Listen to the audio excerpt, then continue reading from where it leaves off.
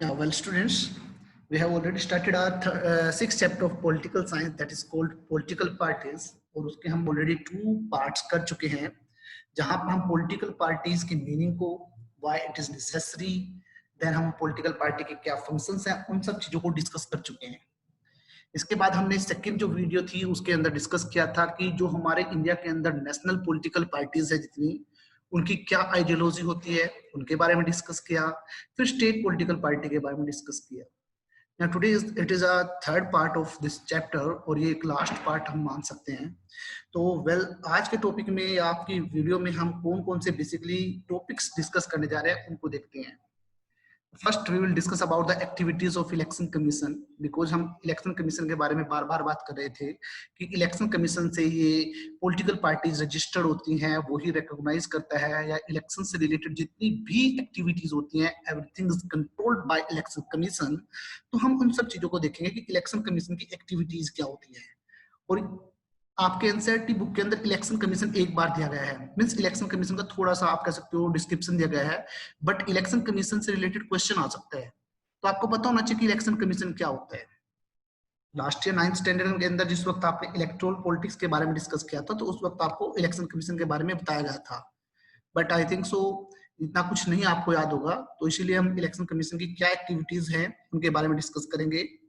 And next हम जो discuss करेंगे कि पॉलिटिकल पार्टीज किन किन आप कह सकते हो चैलेंजेस को फेस करती है और उनको कौन से रिफॉर्म्स और सजेशन की रिक्वायरमेंट है। तो यहाँ पर मैं टॉपिक चैलेंज वाला डालना भूल गया हूँ, सो डजंट मैटर, तो चैलेंज वाला भी हम पोर्शन करेंगे। Okay students, now let's start the chapter. We think about the activities of the election commission. The first one is the election commission registers a party whether it is state party or national party. Means election commission का यहाँ पर जो हमें केवल political parties से related इसकी activities के बारे में बात करनी है, हम ज्यादा डिस्कस नहीं करेंगे, केवल पॉलिटिकल पार्टीज के बारे में डिस्कस करेंगे। तो इलेक्शन कमीशन जो होता है वो ये रिकॉग्नाइज करता है या रजिस्टर करता है कि whether this political party is a state political party और national political party. Last video में मैं आपको नेशनल पॉलिटिकल पार्टी और स्टेट पॉलिटिकल पार्टी उनकी क्या आप कह सकते हो टर्म एंड कंडीशंस होती है उनके बारे में ऑलरेडी डिस्कस कर चुका हूँ। इसके बाद जब इलेक्शन कमीशन उनको रजिस्टर कर देता है, then he assign them unique symbol for each political party. वो हर एक पॉलिटिकल पार्टी को उनका सिंबल प्रोवाइड करता है। तो आप देख सकते हो कि बहुत सारी पॉलिटिकल पार्टी जैसी होती है जिनके खुद के सिंबल्स होते हैं। लाइक अगर हम बात करते हैं इंडियन नेशनल कांग्रेस, तो उनका आप कह सकते हो हैंड विद ट्राई कलर। ऐसे ही जो लोटस है वो आपका बीजेपी का है, तो ऐसे ही एलिफेंट आपका बीएसपी का है। तो इसी प्रकार से आपकी रीजनल पॉलिटिकल पार्टी, जैसे हम इनेलो की बात कर सकते हैं, तो आप जैसे हम स्पेक्ट्स बोल सकते हैं, चश्मा बोल सकते हैं, वो उसका सिंबल है। तो इस प्रकार के जो यूनिक सिंबल्स हैं जो कि पॉलिटिकल पार्टीज को प्रोवाइड किए जाते हैं, और इन पॉलिटिकल पार्टीज के मेंबर जहां से भी खड़े होते हैं, मींस आप लगा सकते हो जो कैंडिडेट यहाँ से किसी भी एरिया से या किसी भी कॉन्स्टिट्यूएंसी से नॉमिनेट किया जाएगा, तो वो व्यक्ति उस पॉलिटिकल पार्टी के उसी सिंबल का यूज करेगा। Election commission treats all political parties equally, means वो हर एक पॉलिटिकल पार्टी को इक्वल मैनर से ट्रीट करता है। बट जिन पॉलिटिकल पार्टीज को वो रिकॉग्नाइज पॉलिटिकल पार्टी बना देता है, मींस लाइक नेशनल और स्टेट पॉलिटिकल पार्टीज, उनको वो क्या करता है, कुछ स्पेशल फैसिलिटीज प्रोवाइड करता है। नोट डाउन, लास्ट टाइम में मैंने आपको रजिस्टर्ड और रिकॉग्नाइज पॉलिटिकल पार्टी के बारे में बात किया था। These are the term and conditions जिनके ऊपर वो डिपेंड करता है। तो पॉलिटिकल पार्टी तो नियर अबाउट 750 है हमारे यहाँ पर, बट रिकॉग्नाइज पॉलिटिकल पार्टी के बारे में बात करते हैं तो there are few political parties जहां पर सिंबल्स वगैरह जिनको अलॉट किए गए हैं, तो those political parties are recognize political parties. So तो जो जितनी भी रिकॉग्नाइज पॉलिटिकल पार्टीज है उनको स्पेशल कुछ फैसिलिटी प्रोवाइड करता है। अभी क्राइटेरिया हर एक पॉलिटिकल पार्टी का अलग है जो उनके लिए बना हुआ है। अब जैसे कि थोड़ा सा हम डिस्कस कर लेते हैं कि वो क्या है। If a party succeeds in obtaining at least 6% of the total votes in assembly election or wins at least 2 seats, it is called recognized state political party.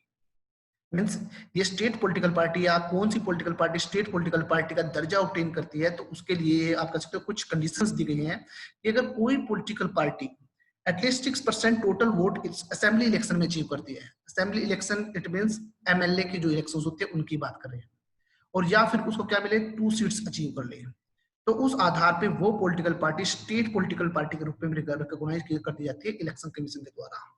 On the other hand, इसी बात को अगर हम national political parties के आधार पे बात करते हैं, तो if a political party succeeds in obtaining at least 6% of the total votes in Lok Sabha, election. अब ऊपर मैंने बताया था आपको असेंबली इलेक्शंस की बात, मींस जो आपके लेजिस्लेटिव असेंबली होती है जिसे हम विधानसभा भी कहते हैं, जो कि आप कह सकते हो स्टेट्स के अंदर होती है। अगर मैं वहां पर बात कर रहा था, तो उस इलेक्शंस के अंदर अगर कोई पॉलिटिकल पार्टी 6% वोट अचीव करती है तो स्टेट पॉलिटिकल पार्टी बनती है। बट अगर मैं लोकसभा के इलेक्शन की बात करता हूँ, Lok Sabha it means member of parliament. जैसे कि हमारे यहाँ पर हरियाणा में 10 सीट है केवल लोकसभा की, और आपके करनाल का जो है वो कौन है, संजय भाटिया जी, ठीक है। तो अगर हम बात करते हैं तो लोकसभा इलेक्शन की अगर मैं बात करता हूँ, इस लोकसभा इलेक्शंस के अंदर जो पॉलिटिकल पार्टीज है नियर अबाउट 6% वोट अचीव कर लेती है, या फिर क्या करेगी, 4 स्टेट के अंदर वो असेंबली इलेक्शन में जीत जाती है, या इसके अलावा लोकसभा की कम से कम उसके पास 4 सीट होनी चाहिए।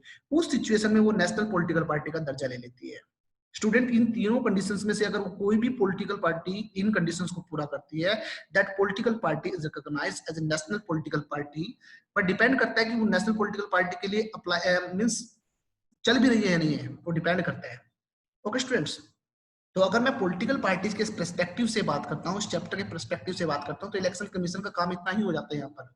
बट इसके अलावा अगर मैं इलेक्शन कमीशन की अदर थिंग्स की बात करता हूँ, तो इलेक्शन से रिलेटेड जितनी भी चीजें हैं, मीन्स डेट को अनाउंस करना, नॉमिनेशन करना, इसके बाद कैंडिडेट को वेरीफाई करना, या इसके अलावा आप कह सकते हो इलेक्शन के दौरान में जो ड्यूटीज असाइन करना होता है, इलेक्शन प्रॉपर मैनर से चले, उनका रिजल्ट डिक्लेयर करना, हर एक जो काम होता है वो इलेक्शन कमीशन को होता है, और इलेक्शन कमीशन के आधार पे ही डिसीजन लिए जाते हैं। जो रूल एंड रेगुलेशन होते हैं वो इलेक्शन कमीशन ही बनाता है। इवन इलेक्शन कैंपेन के दौरान में कौन सी पॉलिटिकल पार्टी अपनी पावर का मिसयूज कर रही है नहीं कर रही है, इन सब से रिलेटेड जो रूल एंड रेगुलेशंस होते हैं वो सब इलेक्शन कमीशन के होते हैं। तो election commission it's a powerful independent body, क्योंकि इसके का जो हेड होता है वो होता है इलेक्शन कमिश्नर, जो कि प्रेसिडेंट के द्वारा अपॉइंट कर लिया जाता है, और उसके बाद उससे प्रेसिडेंट या पार्लियामेंट कोई भी नहीं हटा सकता। बट इन एक्सट्रीम कंडीशंस ऐसा हो सकता है कि उसके खिलाफ कुछ एलिगेशंस लगे हो, तो उसके आधार पे 2/3 जो आप कह सकते हो असेंबली इलेक्शंस होते हैं, सॉरी असेंबली की जो 2/3 जो मेंबर्स होते हैं अगर उसके अगेंस्ट होते हैं, assembly it means Lok Sabha Rajya Sabha, या आप कह सकते हो जितने भी व्यक्ति होते हैं उन सब की बात कर रहा हूं मैं, तो उस सिचुएशन में उसको निकाला जा सकता है। बट इतनी जल्दी ऐसा नहीं होता, इंडिया के अंदर आज तक ऐसा कोई केस नहीं हुआ इलेक्शन कमिश्नर जो है उनको हटा दिए गए हैं। तो these are the activities of the election commission, जो कि आपके पॉलिटिकल पार्टी पर्सपेक्टिव से आधार पे है। Now let's come to the another topic, other topic पे जाते हैं। So challenges to the political party, इसको डिस्कस करते हैं। It's a very most important question for the board perspectives.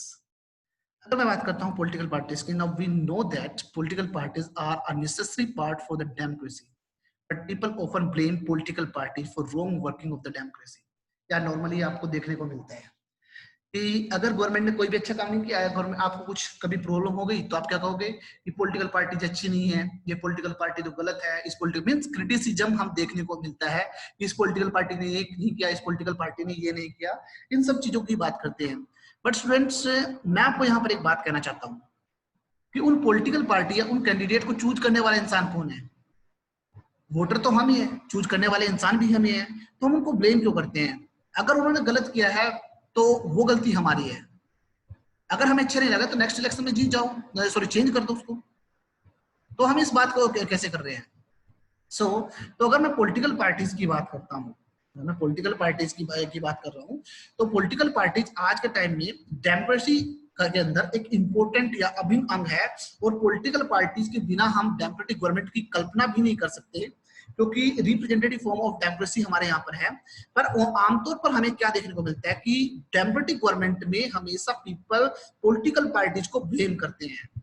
Even parties often face dissatisfaction from the people whenever it fails to in performing their functions. Means वो हमेशा people के dissatisfaction को face करती है जब वो उनके कामों को के अंदर पूर्ण रूप से नहीं कर पाती। तो इसके अलावा जो पार्टी फेलियर्स है वो नॉर्मली 4 चैलेंजेस को यहाँ पर शो करता है। मीन्स ये पॉलिटिकल पार्टीज के अंदर आप इनकी शॉर्ट कमिंग्स भी बोल सकते हो, कमियां भी बोल सकते हो। वो 4 चैलेंजेस कौन से हैं जो पॉलिटिकल पार्टीज ब्रॉडली फेस करती है, हम उनको डिस्कस करेंगे। Okay, students. So the first one is lack of internal democracy. जैसे कि आपको नेम सजेस्ट करता है कि पॉलिटिकल पार्टीज के अंदर इंटरनल डेमोक्रेसी नहीं है। So all over the world, in the political parties, the power is concentrated mainly in the hands of one or a very few top leaders. Means चाहे हम world के किसी भी देश की वर्ल्ड के किसी भी कंट्री की बात करें, पॉलिटिकल पार्टीज में आपको देखने को मिलेगा कि जो मेन पावर होती है पॉलिटिकल पार्टीज की, वो केवल कुछ ही व्यक्तियों के हाथ में होती है या किसी एक व्यक्ति के हाथ में होती है। अगर आप इसी चीज की बात इंडिया में भी करते हो तो इंडिया में भी आपको ऐसा देखने को मिलता है। बहुत सारे आपके एग्जाम्पल है, किसी भी पॉलिटिकल पार्टीज को उठा के देख लीजिए, केवल ओनली फ्यू टॉप लीडर्स जो होते हैं उनके पास मैक्सिमम पॉलिटिकल पावर होती है। And even these takes means ये जो few leaders हैं takes decision on the behalf of the party without considering the opinion of the other party members. Means political party के अंदर मेंबर्स काफी अधिक होते हैं, पर वो किसी भी व्यक्ति की इतनी वो आप कह सकते हो उन किसी भी व्यक्ति के ओपिनियन की ज्यादा फेवर नहीं करते या देखते नहीं है। वो जस्ट ओनली फ्यू मेंबर्स होते हैं, वो पॉलिटिकल पार्टी से रिलेटेड डिसीजन लेते हैं और वो डिसीजन जो होता है वो हर एक मेंबर के लिए अप्लाई कर दिया जाता है। तो ये सबसे इंपॉर्टेंट बात है जो कि ऑल ओवर वर्ल्ड के अंदर देखने को मिलती है। And in addition to this, no or very few party meetings take place. अगर मीटिंग की बात करता हूं तो अगर या तो मीटिंग ही नहीं होगी, अगर मीटिंग होगी तो उसके अंदर कौन होंगे, just only these few top leaders जो कि डिसीजंस लेंगे। केवल ये कुछ ही व्यक्ति होंगे जो कि डिसीजन लेने के लिए बात करेंगे। आम व्यक्ति जो कॉमन मेंबर है, जो कि अपने आप को, मैंने आपसे बात की थी कि अगर आप सबसे मैं डिस्कस करूं कि आप किस पॉलिटिकल पार्टी से बिलोंग करते हो तो you don't have right to vote, उसके बावजूद भी आप किसी ना किसी पॉलिटिकल पार्टी को फेवर करते हो। तो यहाँ पर स्टूडेंट बड़े ध्यान से देखना, आपके फेवर करने वाली बात के बारे में बात कर रहा हूं कि जिस वक्त मीटिंग पॉलिटिकल पार्टी से रिलेटेड डिसीजन लिए जाते हैं तो जो उनका कोई एक्टिव मेंबर भी होता है ना, जो उनका कोई एक्टिव मेंबर भी होता है, उससे भी नहीं पूछा जाता कि हम ये डिसीजन ले रहे हैं, या उनको भी नहीं बुलाया जाता मीटिंग के दौरान में। जस्ट ओनली ये फ्यू टॉप लीडर्स होते हैं ना, वो 4, 5, 10, 15, 20 ये व्यक्ति ही क्या कर लेते हैं, वो व्यक्ति ही डिसीजन ले लेते हैं। ठीक है, जो हम ये कहते हैं कि हम उस पॉलिटिकल पार्टी से बिलोंग करते हैं, तो देख लीजिए कि आपका स्टेटस कहां पर आता है कि आप ये बात करते हो कि मैं उस पॉलिटिकल पार्टी से बिलोंग करता हूं, तो आप देखिए आपकी पॉलिटिकल पार्टी कहां पर जाती है। Now ordinary members means common members की अगर मैं बात करता हूं, they didn't get sufficient information, neither their opinion is listed, and those who oppose the decision get removed from the political parties. Very important point of it. अगर मैं common members की बात करता हूं, उनको पॉलिटिकल पार्टीज के बारे में सफिशिएंट इंफॉर्मेशन भी नहीं होती कि आने वाले टाइम में कौन सा कैंडिडेट इलेक्शन में आएगा या किसको चूज किया जाएगा, किस आधार पे चूज किया गया है, इन सब चीजों के बारे में कोई ज्यादा जानकारी ही नहीं होती। या पॉलिटिकल पार्टीज क्या नया प्रोग्राम स्टार्ट करना चाहती है, क्या न्यू पॉलिसी स्टार्ट करना चाहती है, इसके बारे में जानकारी भी नहीं होती पूर्ण रूप से। सेकेंड थिंग, वो क्या करते हैं, उनके इवन अगर उनको जानकारी होती है और उनको लगता है कि ये गलत है, ठीक है, और वो अपने ओपिनियन पेश करना चाहते हैं, तो उनके ओपिनियन की कोई वैल्यू भी नहीं है। अगर वो ज्यादा अपोज करते हैं तो उनको क्या होता है, उनको पॉलिटिकल पार्टी से निष्कासित कर दिया जाता है, निकाल दिया जाता है। ये पॉलिटिकल पार्टी के कॉमन मेंबर्स को देखने को मिलता है। तो इससे क्या सजेस्ट होता है कि जितनी भी पॉलिटिकल पार्टीज होती हैं, they have lack of internal democracy. क्योंकि डेमोक्रेसी के अंदर हम क्या बात करते हैं कि all people are equal in the country, हम डेमोक्रेसी की बात करते हैं ना। तो क्या पॉलिटिकल पार्टी में इक्वल है? नहीं है, क्योंकि टॉप में तो कौन है, जस्ट ओनली फ्यू पीपल्स, जो कि वो फ्यू पीपल जो है वो उनसे रिलेटेड डिसीजन लेते हैं। So as a result, party members show more loyalty to the party leaders than the party principals. Most important point है यहाँ पर बताने के लिए कि जो कॉमन पीपल होते हैं, ये कॉमन आप कह सकते हो जो मेंबर्स होते हैं, वो बड़े बड़े जो टॉप लीडर्स होते हैं ना, उनकी लॉयल्टी ज्यादा पेश करते हैं। पॉलिटिकल पार्टी की जो प्रिंसिपल्स होते हैं, जो रूल एंड रेगुलेशन होते हैं, जो सिद्धांत होते हैं, उनके प्रति उनकी कोई लॉयल्टी नहीं होती।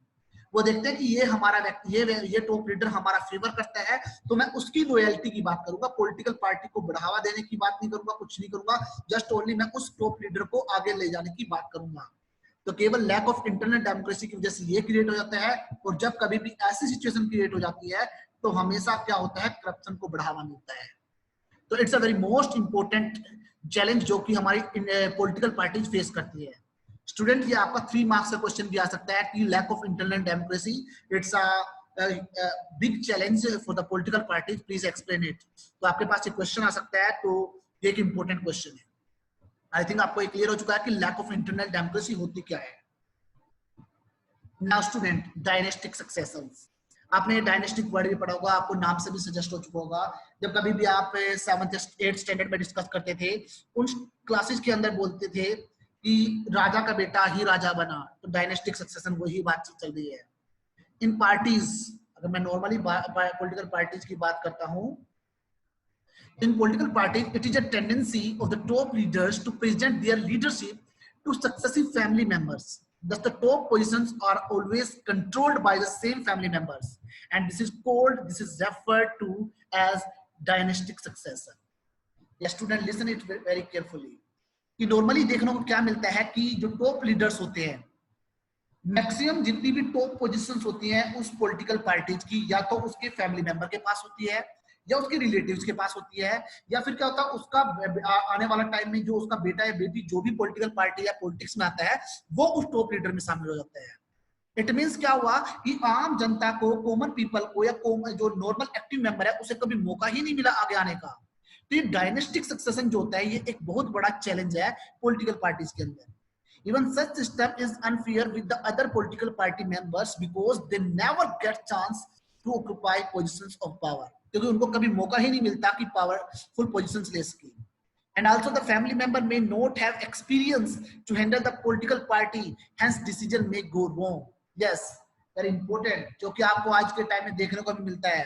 आप सबके माइंड में कोई ना कोई पॉलिटिकल पार्टी का नाम इस वक्त गूंज रहा होगा। आप किसी ना किसी पॉलिटिकल पार्टी के बारे में सोच रहे होंगे कि कई बार सिचुएशन ऐसी हो जाती है कि उस पॉलिटिकल पार्टी के उस फैमिली मेंबर को किसी प्रकार का एक्सपीरियंस नहीं होता, जिसकी वजह से हमेशा डिसीजन रॉन्ग ही चलते हैं उस पॉलिटिकल पार्टी के। हमेशा फिर उसे भुगतना पड़ेगा कि इलेक्शन में कभी पावर में नहीं आ पाएगी, और सिचुएशन ऐसी भी क्रिएट हो जाती है कि एक largest political party just only एक छोटे से एरिया तक सीमित रह जाती है। ठीक है, तो आपके माइंड में कहीं ना कुछ गूंज रहा होगा। और स्टूडेंट लिसन केयरफुली, एक एसएस टीचर ना कभी किसी पॉलिटिकल पार्टी का फेवर करता है ना किसी पॉलिटिकल पार्टी के अगेंस्ट होता है। Just only raise the opinions, he shape the opinions, वो इतना काम करता है, इससे ज्यादा कुछ नहीं करता। So don't take it to your heart, इसे ज्यादा समझने मीन्स ज्यादा अपने दिल से लगाने की बात मत सोचना कि मैं किसी पॉलिटिकल पार्टी के खिलाफ बोल रहा हूँ। यहाँ पर just only I am discussing the topics जो कि हमारे चैप्टर में डिस्कस किया गया है। So come to the next challenge. उस चैलेंज में से एक चैलेंज है growing money and muscle powers. ये मोस्ट इंपोर्टेंट है। इलेक्शन के दौरान में जितनी भी पॉलिटिकल पार्टीज होती हैं उनका मेन फोकस क्या होता है? इलेक्शन को जीतना। अब इलेक्शन को जीतने के लिए वो क्या करेंगे? या तो किसी रिच कैंडिडेट को नॉमिनेट करेंगे जो कि उनको फंड प्रोवाइड करता है, या फिर क्या करेंगे वो किसी क्रिमिनल को सपोर्ट करेंगे जिसके माध्यम से वो क्या करेंगे पॉलिटिक्स के अंदर जीत सके, या आप कह सकते हैं इलेक्शन में जीत सके। तो कई बार क्या होता है वो किसी एक क्रिमिनल को भी एज ए कैंडिडेट के रूप में नॉमिनेट कर देते हैं, या फिर वो क्या करेंगे उस क्रिमिनल का साथ ले लेंगे ताकि वो इलेक्शन में जीत जाए। अब जो व्यक्ति इलेक्शन में जीतने के लिए हमारा साथ देता है तो हमें उसका फेवर करना पड़ेगा। ठीक है, तो यही कारण है कि जिस वक्त कई बार डिसीजन लिए जाते हैं तो जो ये व्यक्ति रिच पर्सन होते हैं जो हमें क्या करते हैं फंड प्रोवाइड करते हैं during the time of election, जो हमारी सपोर्ट करते हैं इलेक्शन में जीतने के लिए, जब कभी भी डिसीजन उनके खिलाफ होना होता है तो वो डिसीजन को परिवर्तित कर देते हैं। ठीक है, सेकंड थिंग, इसी तरीके की अगर मैं बात करता हूं तो क्या होता है कि कई बार क्रिमिनल्स एज ए कैंडिडेट के रूप में नॉमिनेट हो जाते हैं तो अपनी मसल पावर, अपनी मनी पावर के माध्यम से जीत जाता है, जिसकी वजह से हमेशा क्या होता है गुंडागर्दी की का माहौल क्रिएट हो जाता है। तो पॉलिटिकल पार्टीज के सामने ये भी एक इंपॉर्टेंट चैलेंज है। Now meaningful choice, very most important point जो कि आपके लिए है। Policies and the ideology of the different political parties must be different so that the voter could choose one of their interest. But in the present situations, parties have very few differences in their policies, in their ideologies. तो voters के पास क्या है? Meaningful choices नहीं है। अगर आपको बोल दिया जाए कि हमारे यहाँ पर प्राइम मिनिस्टर कौन होना चाहिए, या हमारे यहाँ पर सेंटर में कौन सी गवर्नमेंट होनी चाहिए, कौन सी पॉलिटिकल पार्टी होनी चाहिए, तो आपके पास एक या दो या तीन या चार पॉलिटिकल पार्टी होंगी। अगर कभी आप उनकी आइडियोलॉजी को आपस में जोड़ के देखो ना तो लास्ट में देखेंगे कि लिटिल बिट डिफरेंस उनके बीच में है, क्योंकि उनके सिद्धांत तो आपको डिफरेंसेस देते हैं, पर जो वो डायनेस्टिक सक्सेशन और लैक ऑफ इंटरनल डेमोक्रेसी के अंदर टॉप लीडर्स को फेवर करने वाली बात होती है, उस सिचुएशन में क्या होगा। तो यहाँ पर एग्जांपल जगह है ब्रिटेन के अंदर लेबर पार्टी और Conservative Party, these are very few. उनकी इन पॉलिटिकल पार्टीज के बारे में बात करूं, इनकी जो आइडियोलॉजीज होती हैं उनके अंदर लिटिल बिट डिफरेंस है। तो यही कारण है कि उनके वहां पर जो वोटर्स होते हैं उनके पास कोई ज्यादा इफेक्टिव चॉइस नहीं है। तो दीज आर ब्रॉड 4 चैलेंजेस जो कि पॉलिटिकल पार्टी फेस करती है। आई थिंक आपको ये क्लियर हो चुका होगा। Now students, let's discuss about the reforms. Now question हमारे यहाँ पर आता है, how can the political parties be reformed?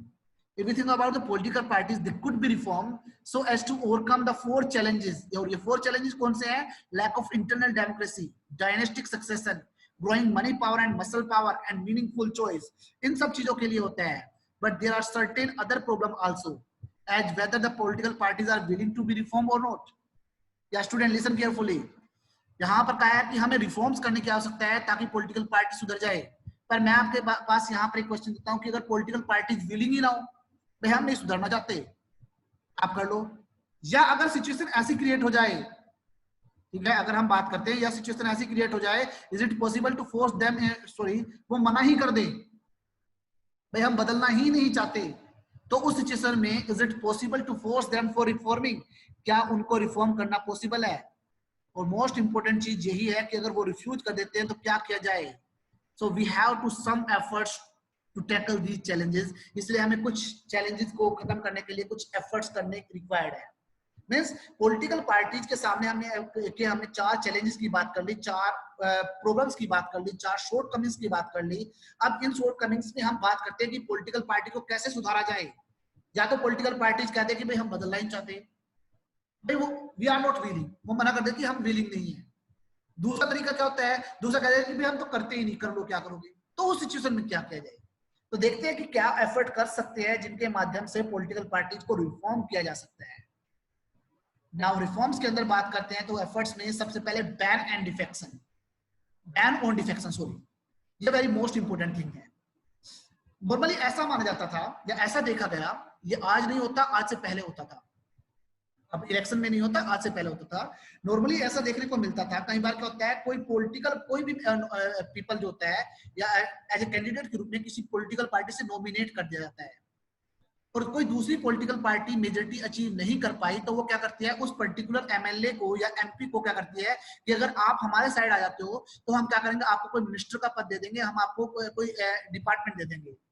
तो अपने इस लालच की वजह से वो क्या करता है, वो एमएलए जो कि नॉमिनेट किया गया था दूसरी पॉलिटिकल पार्टी के द्वारा और वो उस वक्त जीत चुका है, तो जीतने के बाद वो क्या करता था, वो अपनी उस पॉलिटिकल पार्टी को छोड़ के उस दूसरी पॉलिटिकल पार्टी में आ जाता है जिसकी मेजोरिटी बनने के चांस होते हैं, क्योंकि उसको लालच दिया गया है कि वो उसको मिनिस्टर या कोई डिपार्टमेंट दे दिया जाता है.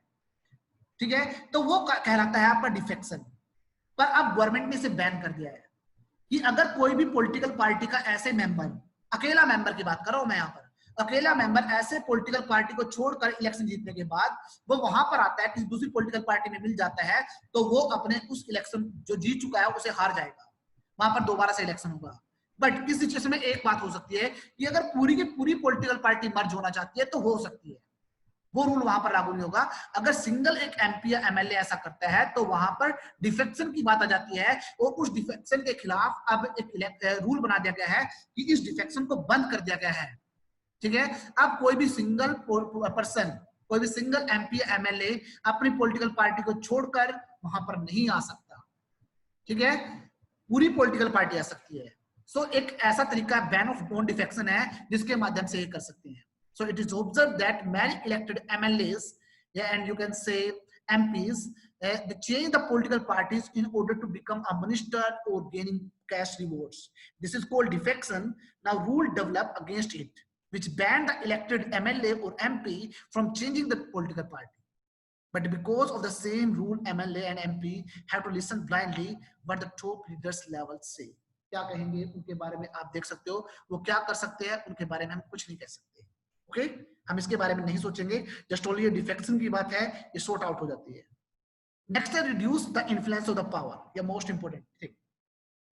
इस वक्त अगर आप इलेक्शन में पार्टिसिपेट करते हो तो सुप्रीम कोर्ट ने एक ऑर्डर पास किया है कि जो पॉलिटिकल पार्टी का जो कैंडिडेट इलेक्शन में कैंडिडेट के रूप में आया, नॉमिनेट किया गया है, उसको अपना एक एफिडेविट सबमिट करना पड़ेगा, जहां पर वो अपनी मनी से रिलेटेड जो भी डिटेल्स है, उसकी प्रॉपर्टीज कितनी है, क्वालिफिकेशन कितनी है, वो सारी की सारी उसके अंदर बताता है. इवन उसकी अगर कोई क्रिमिनल एक्टिविटी या क्रिमिनल हिस्ट्री है उसके बारे में भी डिस्कस करेगा. तो इससे मनी और मसल पावर जैसी जो प्रॉब्लम है उसे रिड्यूस किया जा सकता है. बट स्टूडेंट्स, क्या ये एफिडेविट ड्यू मैनर से दिया जाता है या नहीं दिया जाता, क्या इन्फ्लुएंस खत्म हो सकता है, इसके बारे में हम पूर्ण रूप से नहीं कह सकते. नाउ नेक्स्ट है न्यू रूल्स.